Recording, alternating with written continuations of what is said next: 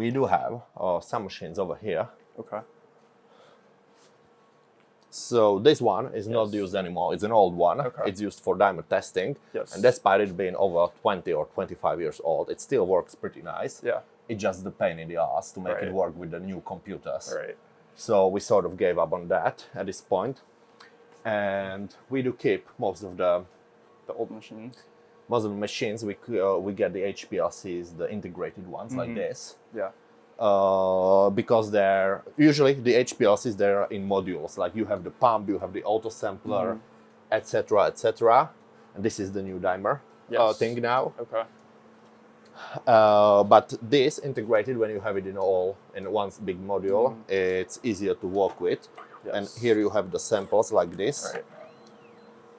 And you can fill, like, you can put like hundreds, like you can fill that up with all different samples kind of thing, and you run it all at once. I think. Well, we do have the different HPLCs have different purposes. Okay.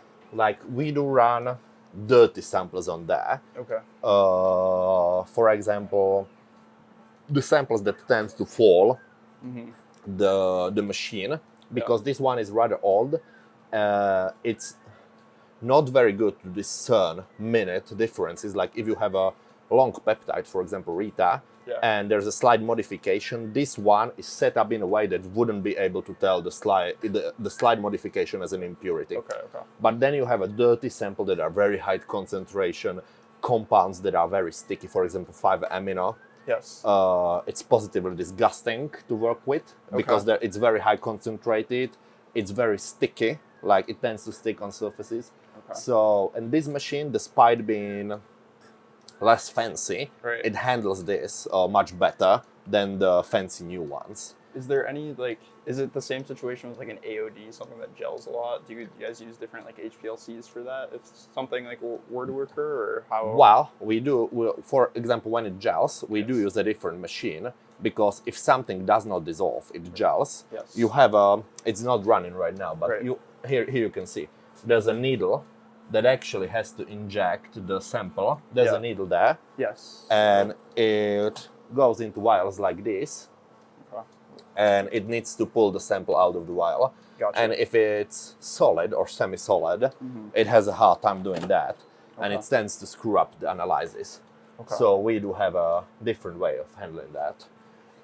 So what do you require? So like when the samples come in, right? Let's say basic, the basic panel, they just want the net content, they want identification, net purity of it. This machine we use for steroids. Okay. On this we do GH, because GH tends to, it's well set up for GH testing and dimmer testing, like aggregates. They also occur with GLP-1s, but their most common occurrence with human growth hormone. Okay. Yes. And the dirty samples, but we do peptides elsewhere. Okay. This is mostly small molecules, anabolic steroids, and similar sort of stuff. Have you seen any, obviously there's like, the talk right now is like the GH is harder to get in like the US because it's getting sent like random stuff. Have you seen some bad samples lately? I know, absolutely. Well, we do see some low quality. We do see some samples that contain nothing at all whatsoever. But I have to admit, I'm not keeping an eye on it myself. We do process 15,000 samples last month. We processed 15,000 samples last month, but I'm not noticing any such trend like that.